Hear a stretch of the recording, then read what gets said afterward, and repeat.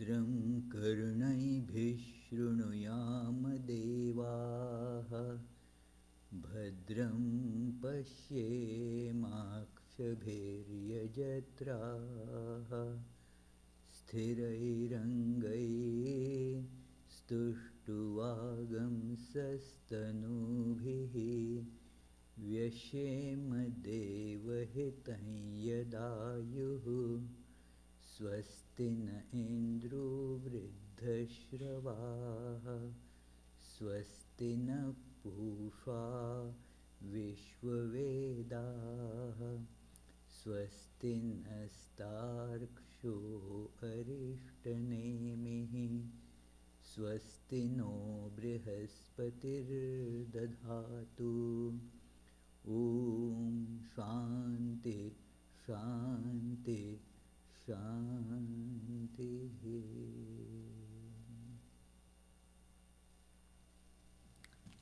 Let us now pray together. We offer our salutations to the all-loving being who endows all beings with consciousness. We meditate on the Lord, who is the origin of the universe. Lord, Thou abidest in all. Thou art all. Thou assumest all forms. Thou art the origin and goal of all. Thou art the self of all. Thou art existence, knowledge and bliss. Salutations unto Thee. May the world be peaceful. May the wicked become gentle. May all creatures think of mutual welfare. May their minds be occupied with what is spiritual and abiding. May our hearts be immersed in selfless love for the Lord. Peace, peace, peace be to all. There will be now the opening song composed by V. Layton, a wonderful musician and earlier secretary of this Vedanta Society. That song is about Buddha's birthday.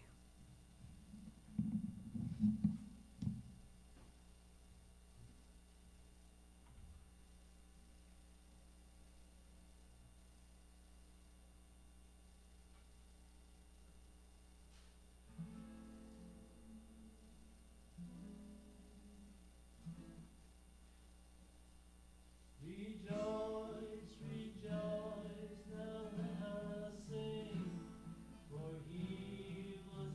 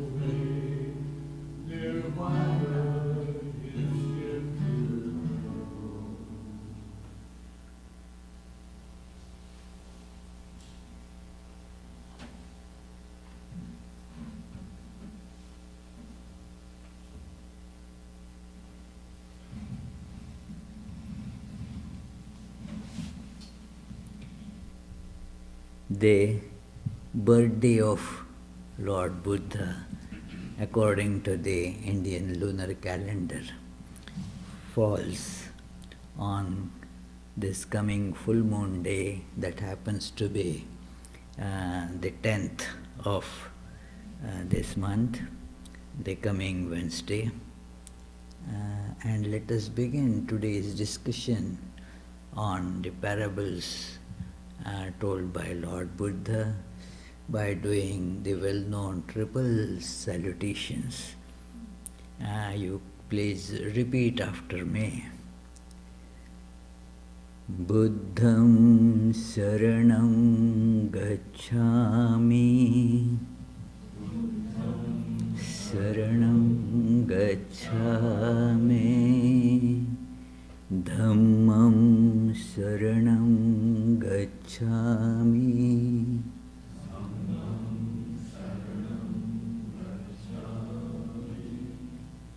sangham saranam gacchami.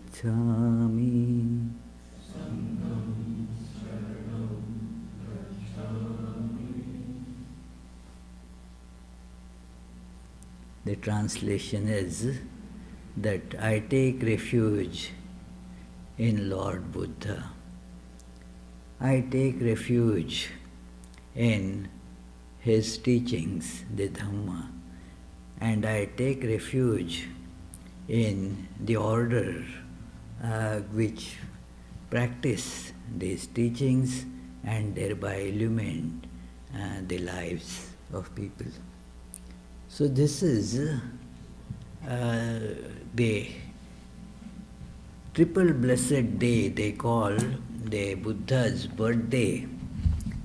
It was full moon day when he was born. But he was then not born as Buddha. He was born as Siddhartha Gautama.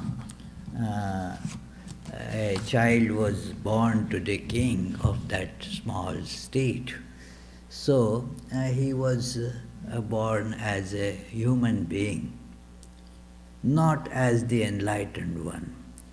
The enlightened one, he became again on this month's full moon day, and on that day he received that illumination under what is called Bodhi tree. Not that the tree was Bodhi, but because Buddha was illumined under that tree got known as the Bodhi tree. It is the night when he got that illumination, and then he became known as Buddha, the enlightened one. And so whenever somebody gets this enlightenment, a Buddha is born. And I still remember and mentioned this on such days that we had a talk on this Buddha birthday by a Buddhist monk. And when I asked him what topic is he going to speak on, well, he said, okay, I will speak on birthday of Buddha. I said, yes, you are speaking on birthday of Buddha, but what is the topic? Birthday of Buddha is the topic. So, and he said, well, what is Buddha? The enlightened one. So, whenever somebody absorbs these teachings and thus becomes enlightened, a Buddha is born.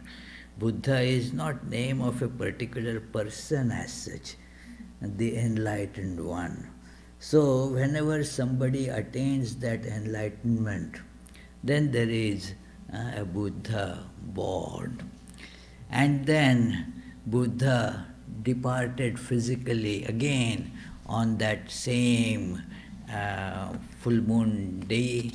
After some years, of course, a long year, Buddha lived a pretty long life. It is, and when he passed away, again it was that full moon day of the month of Vaishakha comes during this month of May, around May or end of April.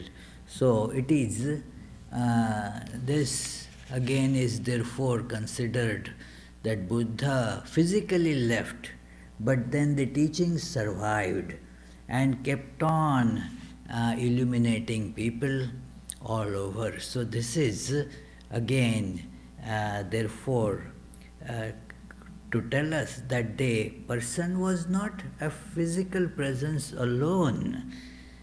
Through the physical presence, it was manifest, but by the with the end of the physical presence, it does not end as such.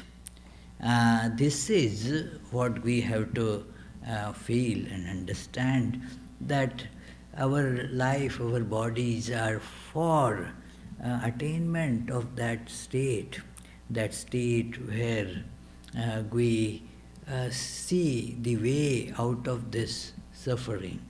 Buddha is also therefore called compassionate one, as we chanted in this beautiful song, that it is the compassion that made him give his advice to people. But by compassion, do not understand what ordinarily people think as compassion. It is not that he was giving people what the people asked for.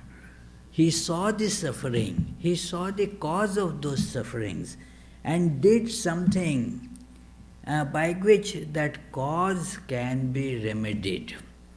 It is many times the word compassion means give a person what that person asks for, even if by giving that the person is going more to harm rather than to cure. So, therefore, Buddha didn't do that. He was very forthright, and he showed people that what is the root cause of your suffering. And he told it through various parables, because parables make us understand the truth in a simpler way. The stories attract people's minds.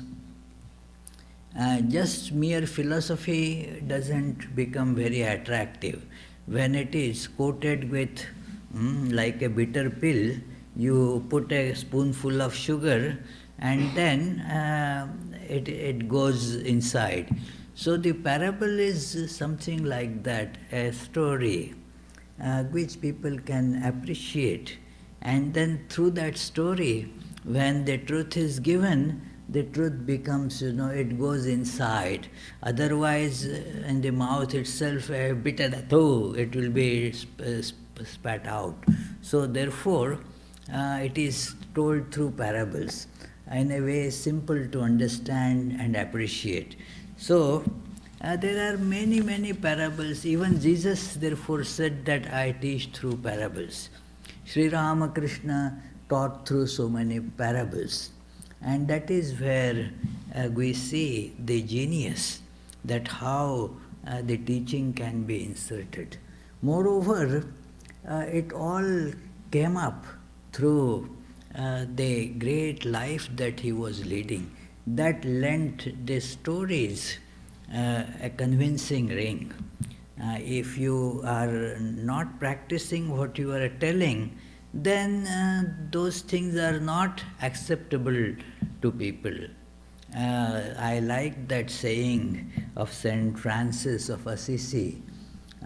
He said, it is good to walk to give a sermon if your walking itself is a sermon. That is how the teachings can become effective. So, Buddha gave therefore so many parables to show how what we run after, all the different types of pleasures, how they cheat us. They are transitory, and we keep on fighting over them. There is one parable known as the parable of all the sand castles. We even these days we play that game. Children go to the beaches, and then on beaches with the sand they build castles. Now, a group of children had gone, and as the children do, they started building their castles with the sand. And then they started arguing, this is my castle and this is your castle. My castle is more beautiful, your castle is no good, and this is mine, that is yours, that is his, that is hers, and all that.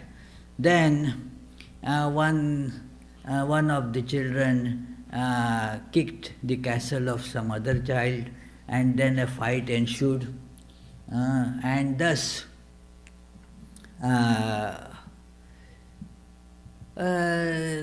he gave a nice thrashing to that other child, and the other child also started beating him. So it went on, and then evening came, and the time to go home.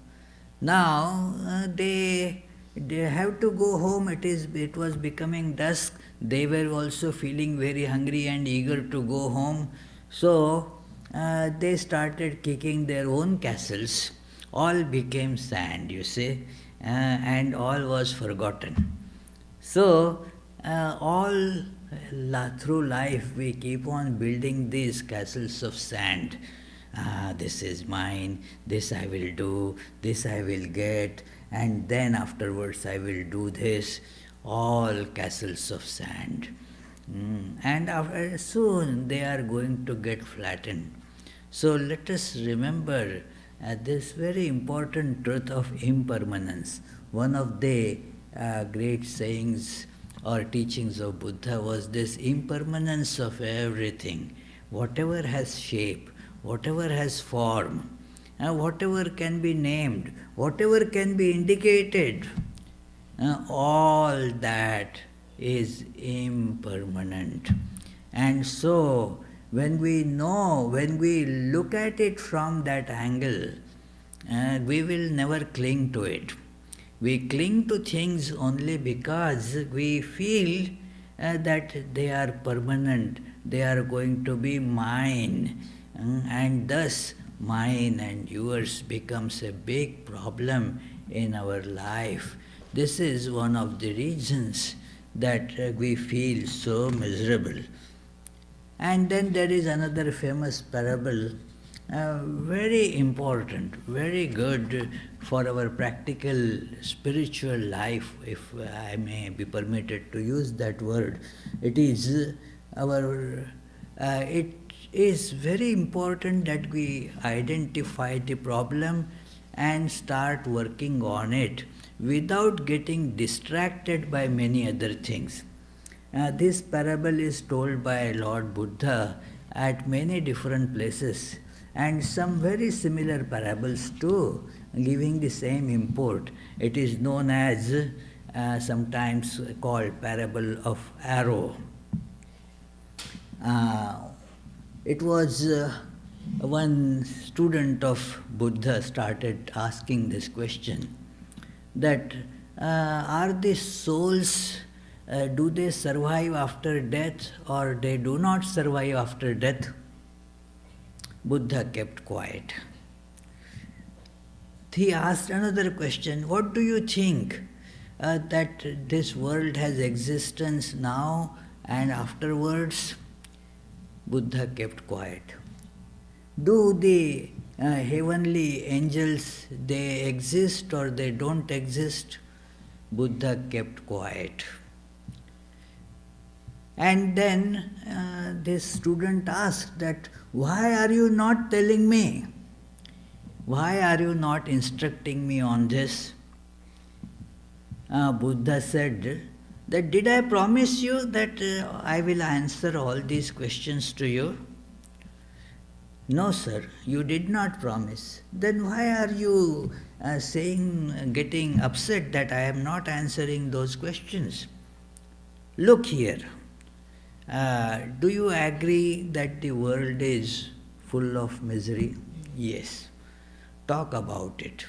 And he told this parable that a man uh, got hit by an arrow, the arrow pierced in the flesh. Now, a friend came to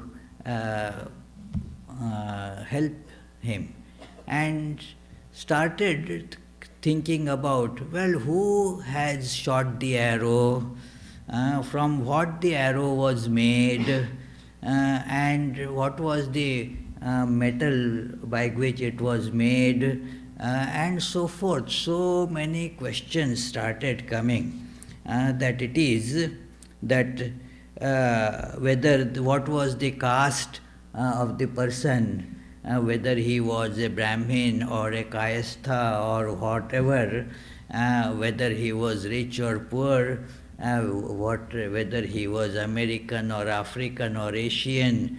And he said, Buddha said, then what will happen if you start answering all these questions or analyzing all these questions? The person will die because of the wound of arrow. What is important? Well, nurse that person. That wound is there that you see, now take care of it. So similarly, this is the practical question.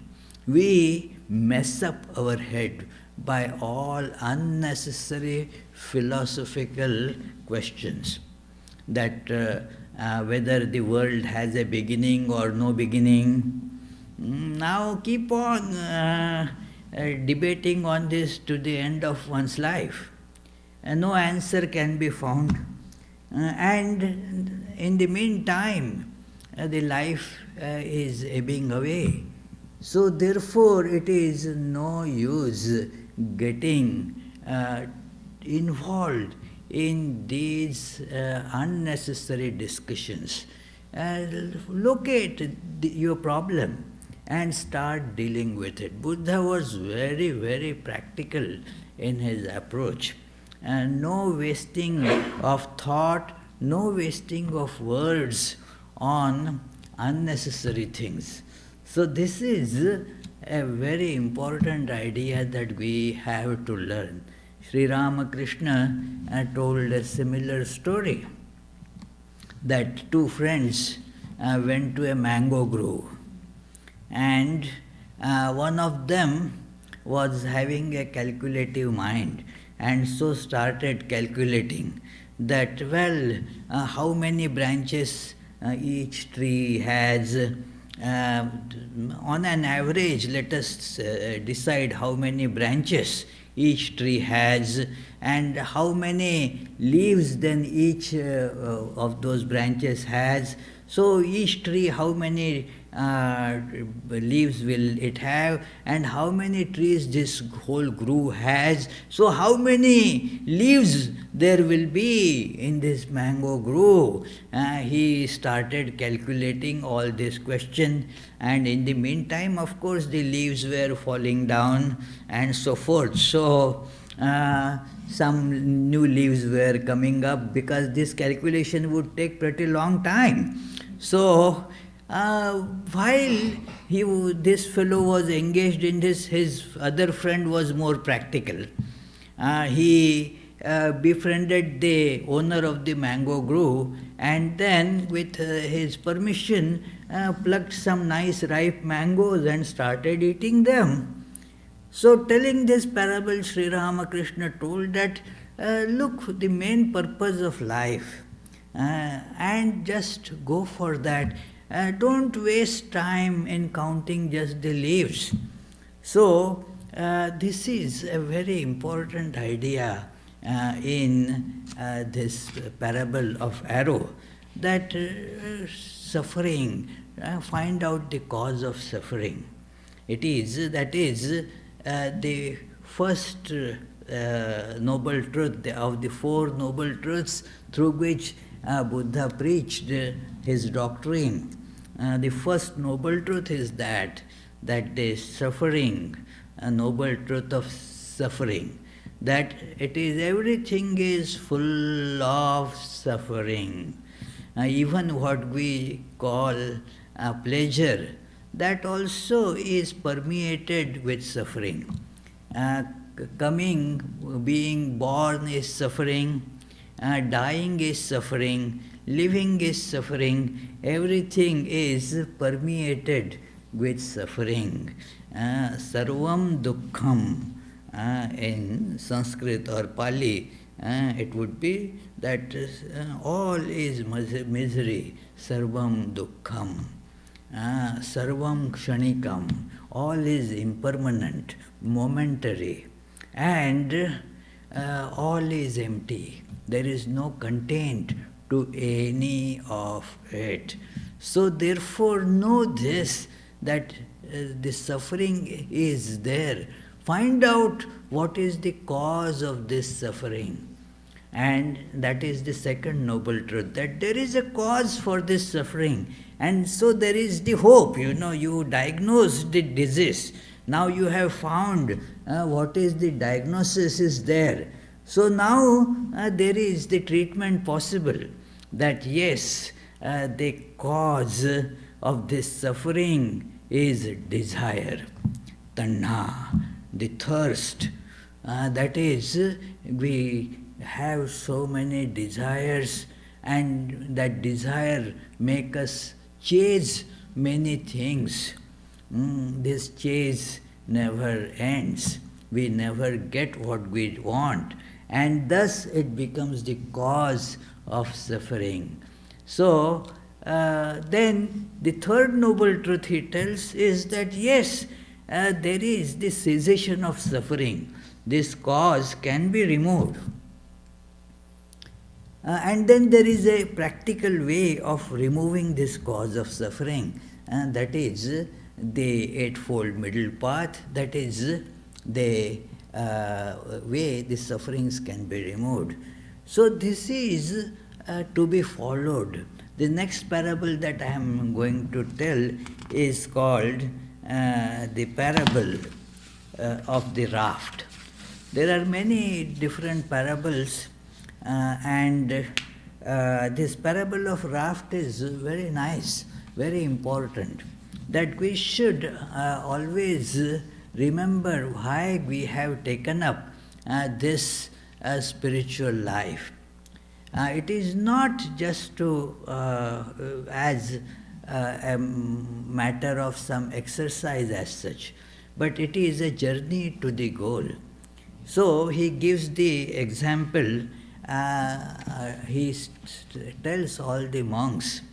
The monks were asking, well, what we have taken up this discipline, and afterwards, after we reached the goal, should we again come back and start, the living the life that we were living? He said, look, listen to this parable. Monks, I will teach you the parable of raft. For going across, not for retaining. It is like a man who, going on a journey, sees a great stretch of water, the near bank with dangers and fears, the farther bank secure and without fears.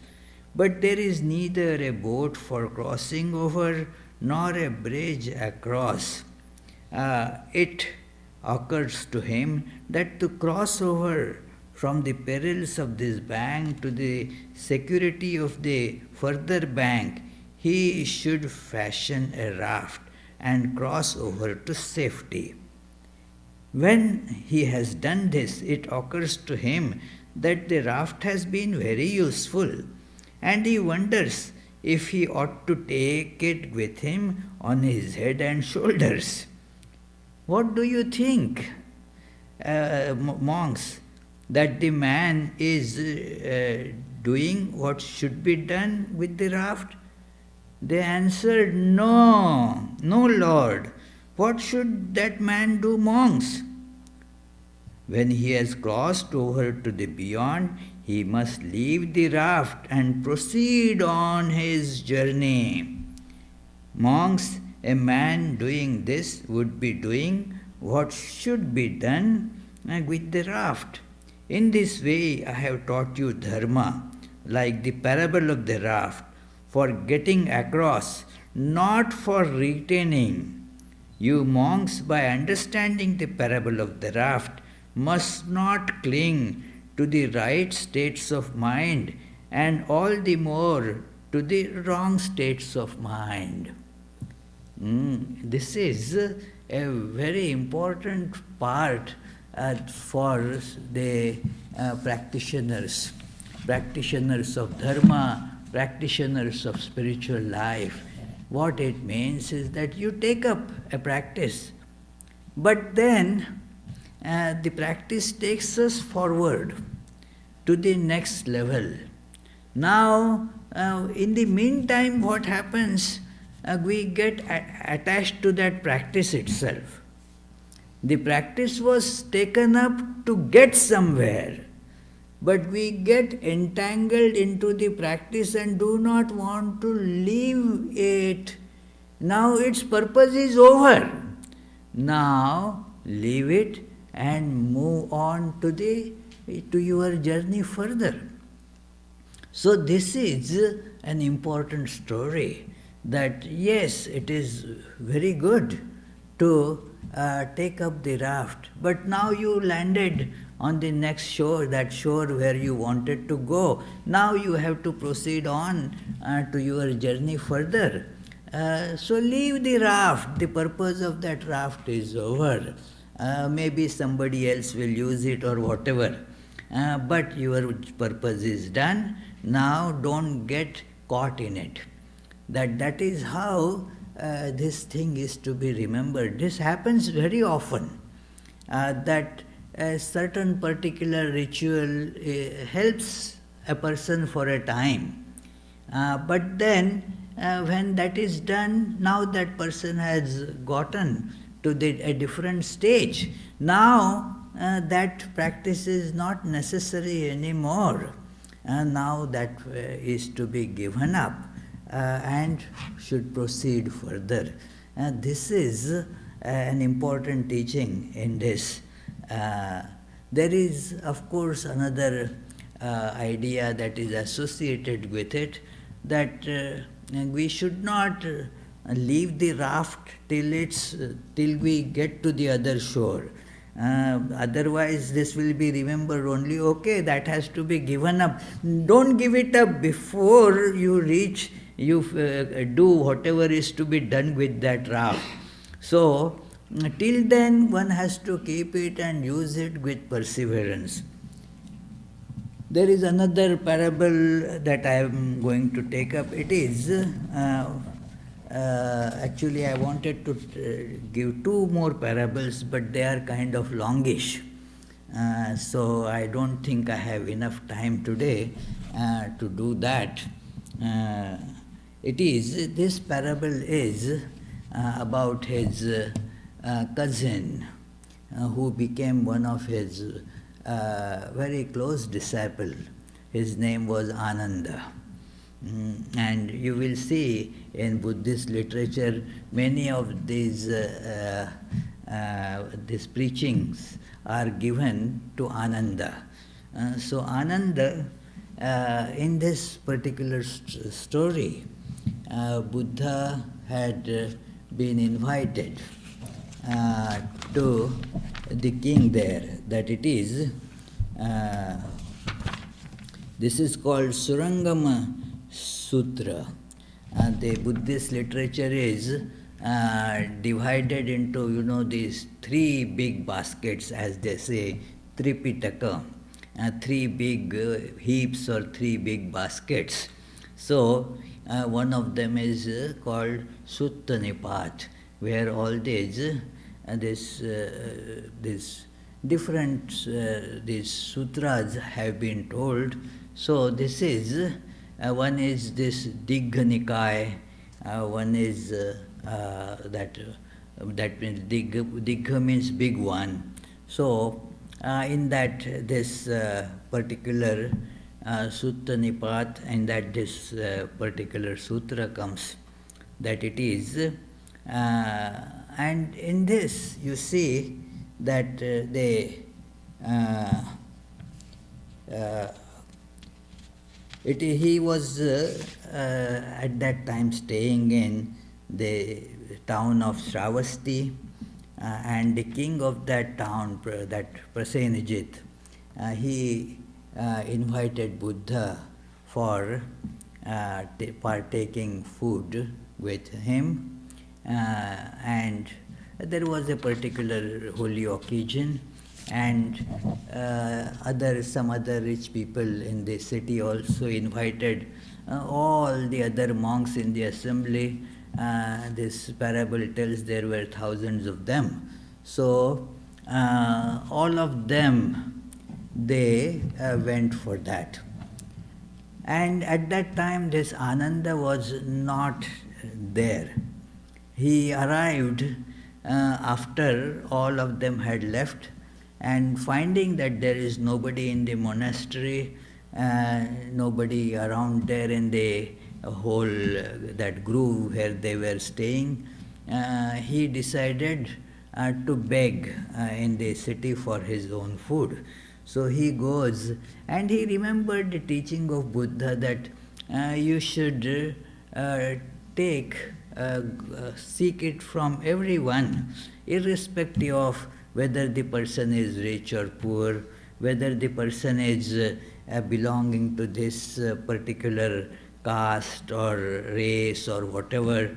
Irrespective of all that, you should take from anyone whosoever gives.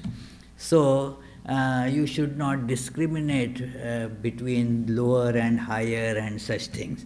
So go and beg. So he started doing that, thinking that this is what Buddha had told. Then, as he was going, there was the house of a prostitute, and then the young daughter of that prostitute, she saw this young bhikkhu and wanted somehow to put charms on him. So she asked her mother that, can you do something? I am very much attracted to this young man. And the mother considered, and Ananda forgot, because of some tricks that were performed, all about his house, his purpose, and got into that house.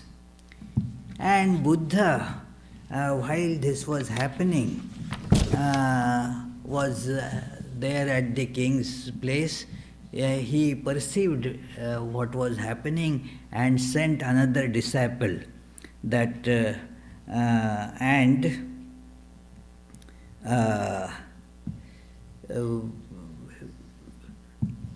that disciple went to that house of the prostitute and recited the teachings of Buddha loudly there, that reminded Ananda, and he came back and felt lot of remorse about what happened. But Buddha did not show any this anger or irritation. But the discussion ensued after that, a very illuminating discussion as to how we commit follies in life, how we fall prey to temptations. It is, and what is the way out? It is a common thing, and that we make resolves, but when the time to put those resolves or hold on to them comes, then we forget, and then sometimes our forgetting happens willfully. Willfully means we know and yet say that okay, doesn't matter. Sometimes or many times we just forget. So Ananda started telling, that, oh my Lord, the first thing Buddha asked him, well, tell me what made you first get attracted to my teachings? What made you get attracted to Dharma? And Ananda said that the first thing that impressed me were the 32 marks of excellency in my Lord's personality. Uh, First, Ananda, before this conversation, said that, well, you had been so loving to me. We are blood relations. And you still accepted me as your disciple. So, and why did I come to you? The first thing was this, that they appeared to me so fine, as tender and brilliant and transparent as crystal. From that time, I have been constantly thought about them and have been more and more convinced that these marks of excellence would be impossible for anyone who was not free from all the sexual passions and desire. And why? Because when anyone becomes inflamed by sexual passion, his mind becomes disturbed and confused, the loss of self-control, and becomes reckless and crude. He goes on and on with that this is what happens, and therefore that transparent clarity cannot be seen in that person's demeanor, behavior, or anything. So he said that is what initially, that was the first thing that impressed me and drew me towards you. Then a lot of conversation ensued, that how the mind still forgets these things and gets attracted to other objects in the world. And Buddha tells there a parable that Ananda had replied to Buddha that what had happened. My Lord, at the time I experienced the sensation of being pleased. It was both through my eyes and my mind. When my eyes saw all these, my Lord's excellencies, my mind immediately experienced a feeling of being pleased. It was when that I made up my mind to become thy disciple, so that it might be delivered, I might be delivered from cycles of deaths and rebirths. So, Buddha said, but do you know what all these impressions that make you fall in this trap, where do they live? And he tells that, a kingdom was all full of somehow so many robbers. They used to come and rob people in that kingdom. The king decided that he must put an end to all this thieving, but could not do that because he could not locate where all these robbers go and hide. And similarly, we cannot win over all these enemies hiding within us till we find where is their hiding place. So a conversation ensues here that you say that you see it with your eyes, but tell me, do you see with your eyes or there is something else? Well, there is my mind. And then a wonderful discussion continues between the relationship of mind, where the mind is inside, whether it is inside or outside. The eyes, they are outside, they see all this. but there is the mind which is inside the body. Then who sees? Says, well, the mind kind of sees it, the things outside. But Buddha asks, then suppose I tell you, now you are seeing me, and when you see through the windows, you see things outside, there is this inside. Inside you see me, and outside you see things from the window. Is it possible that you see not me, but things outside from the window? Ananda says, no, you are nearer, So first I see you, and then when my gaze goes outside through the window, I see the things outside from the window. Then Buddha said, so if you say mind is inside, then it should see things inside the body. If mind is inside the body, does it see the things inside the body, the intestines, the heart, the liver and all? Does it see that? No, then how can it be inside, It is not, then Ananda starts modifying his answer. And it goes on, very interesting. I am not going to go too deep into that, but I will give you the conclusion of what he said as the end of this. It is pretty long discussion, very illuminating and philosophically very interesting and very practical for us to see that who really sees, who really becomes conscious, that where lies the sense organs and the mind and the sensations.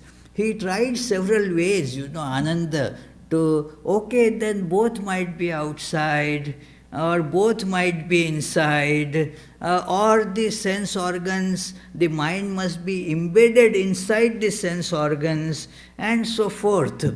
But every time Buddha pointed out the flaw. And then Buddha said, look, there are these two principal important things that you have to understand.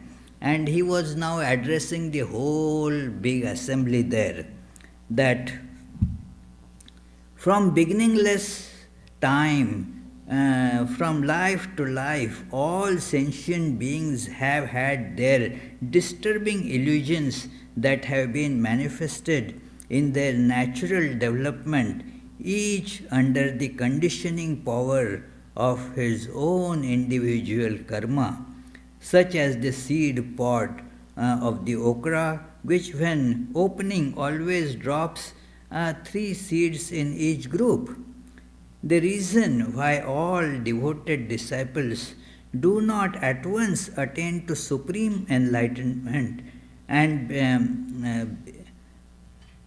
do not realize, it is because they do not realize two primary principles, and because of it some attain only to arhatship or to pratyakship. This is English translation ship, it is not the original word.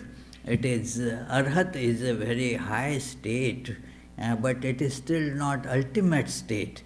And so it is, and pratyak means the feeling or the understanding, the awareness that the same one principle is in each manifestation, in each being. There is the same one substance. Like the same one substance is there in a drop of water, when that water is in the bottle or in a jar or in the ocean. In all these, there is the same one substance. So, similarly, in everything there is this one substance. When that is grasped, that person is called pratyak.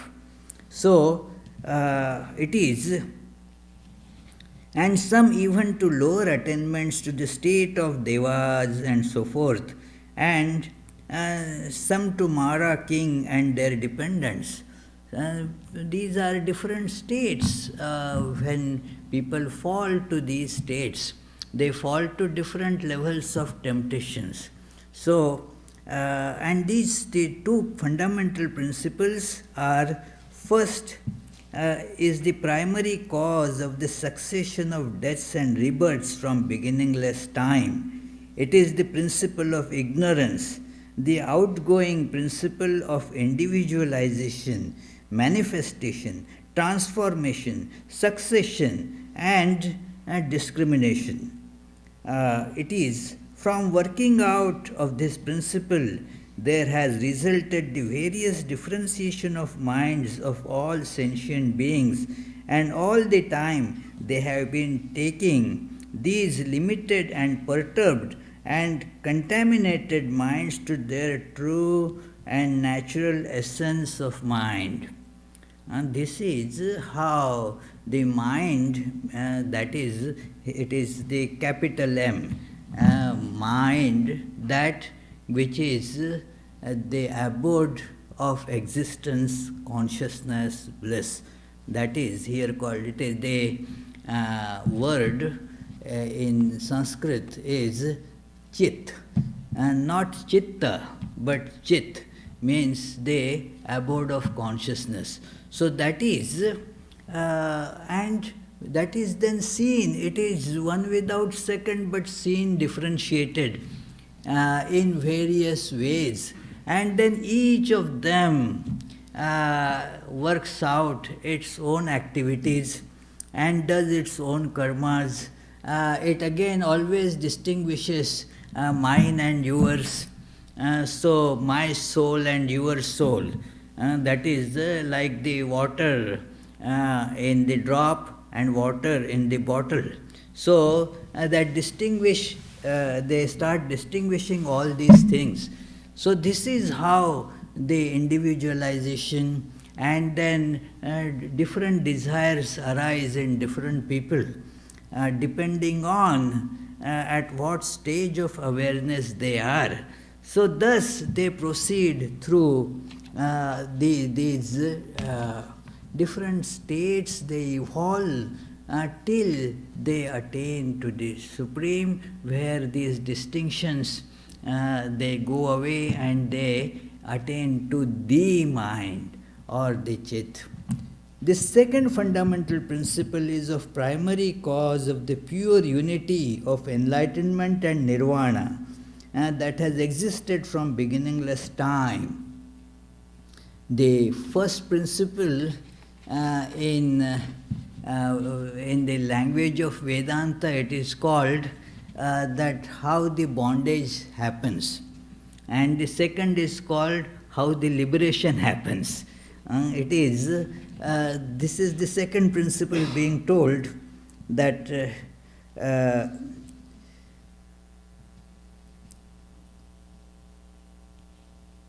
it is the primary cause of the pure unity of enlightenment and nirvana that has existed from beginningless time. It is the principle of integrating compassion, the indrawing, unifying principle of purity, harmony, likeness, rhythm, permanency, and peace. By the indrawing of this principle within the brightness of your own nature, its unifying spirit can be discovered and developed and realized under all varieties of conditions. The reason why this unifying spirit is so quickly lost amongst the conditions is because you so quickly forget the brightness and purity of your own essential nature, and amid the activities of the day, you cease to realize its existence. This is bringing back again to what he first asked Ananda, that what attracted you to this Dhamma? And he says that this purity, this brightness, That was, and such things. And now Buddha says that they are not only my particular characteristics. Anybody who attains to that, it can be attained by anybody. If you hold on to the dharma, it can be attained by you. But you forget, get distracted, and that is why the more one lags behind in following these or gets more distracted, does not get the enlightenment fully. They all students listen to the same teachings, but do not imbibe the teachings to the same level. Even in the secular learning, forget all these spiritual disciplines. Even in the secular learning, say all joining the same class, do all get the same A plus grade? No, some understand, some don't understand, and some do not imbibe fully, do not pay attention, and so forth. So they get distracted to other things. So that is how they do not get what they should have got.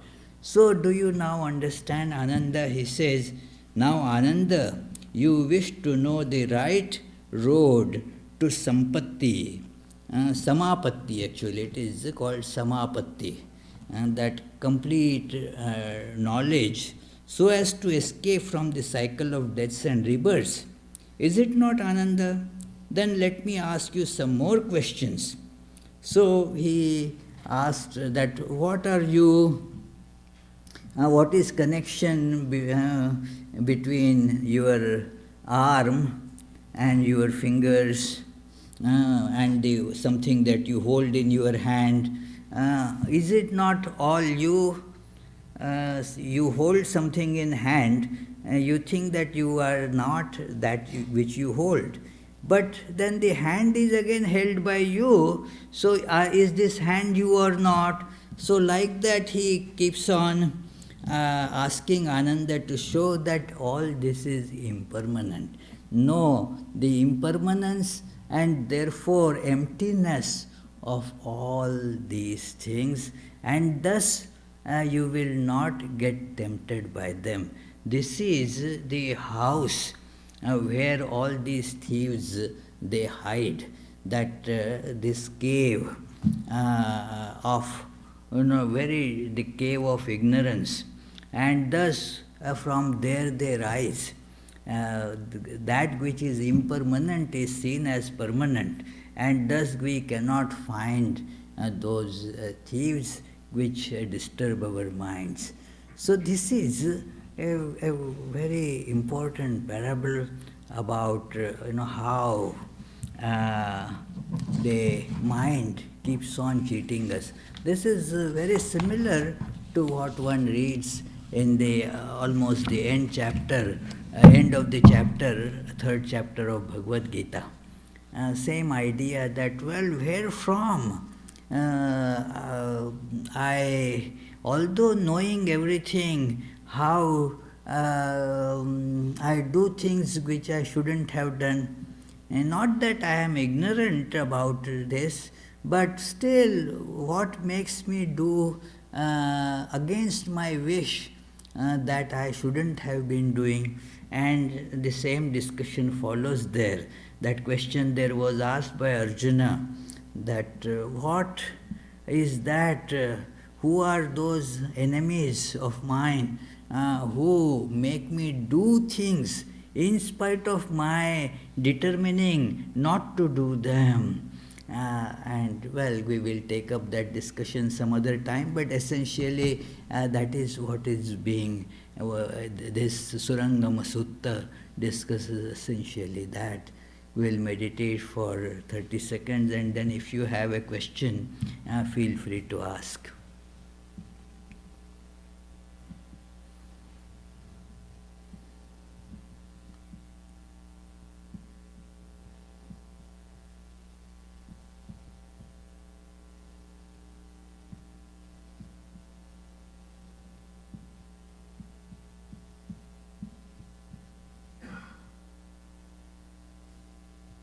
Any question? Yes, Raymond?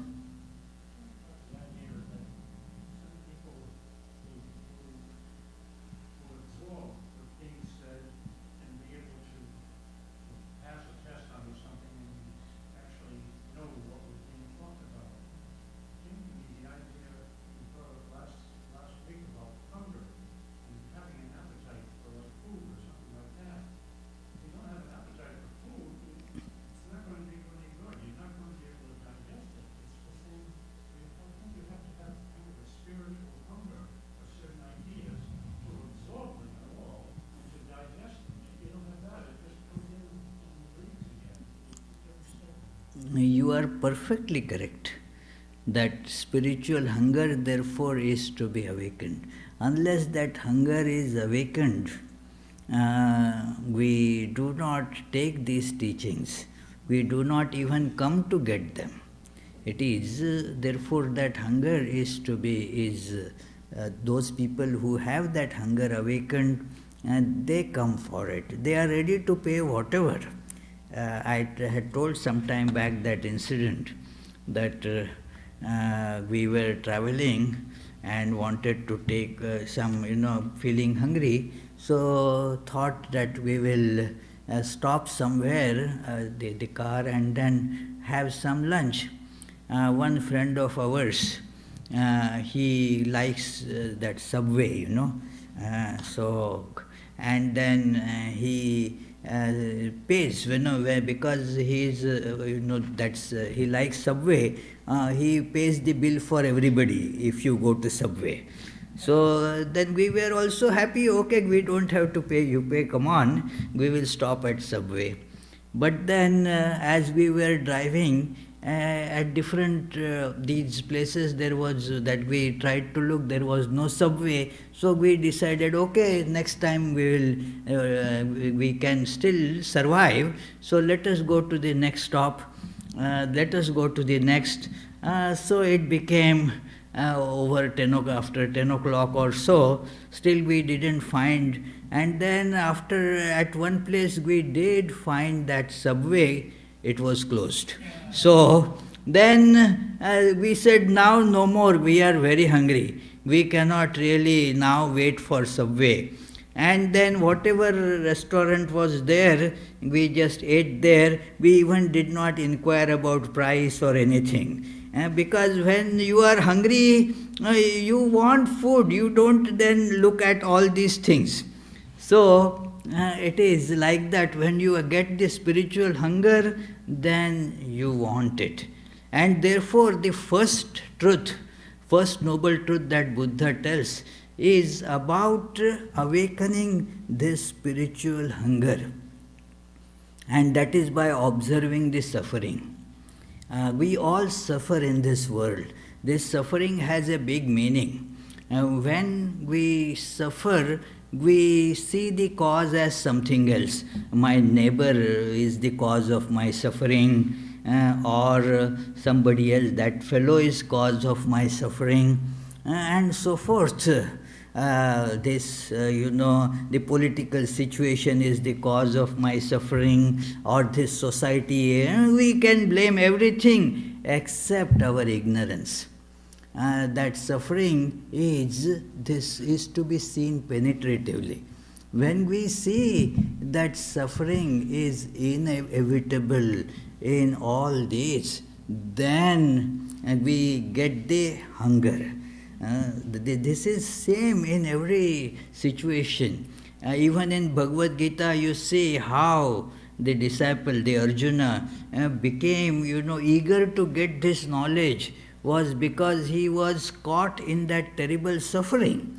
When he sensed that suffering, you can have the remedy. If you don't sense the suffering, if you don't feel the pain, you are not so eager to get the cure. One of my friends, when we were studying together, he wanted to do become a doctor in some stream. So the admission to the dental college was open. He said, no, I don't want to become dentist. Why? Now it is of course long time back, because he said what happens is the patient comes with swelling and all that, the tooth is, the tooth needs to be extracted. But when there is swelling and pain and pus, you cannot extract the tooth. So the dentist prescribes some painkillers and some antibiotics. And what happens is when that is given, the pain subsides and the fellow never turns up, you see. So we don't get patients, you see. We don't get paid. So therefore no point in becoming dentist. Because unless you feel pain, you don't actually go to the physician. It is, so this is also like that in the world, till we pinchingly feel the pain, till we actually get to see that this whole world, wherever we may go, we will be suffering. There is no alternative. If you are in India, you have Indian suffering. When you are in United States, you have American suffering. The name of the suffering changes, suffering remains. If you are a child, you have childhood sufferings. If you become a young person, a suffering of that age. When you become old, then that old person's suffering. If you don't have money, you have poor person suffering. If you have money, then you have rich person suffering. So it is all, suffering is the constant phenomena. And if when we feel that pinchingly, then alone that hunger for the spiritual wisdom by which this suffering can be removed wakes up. So we shall have the arati soon. Before that, I request our Vishwanath to do the offertory. And let me tell you quickly about the upcoming programs.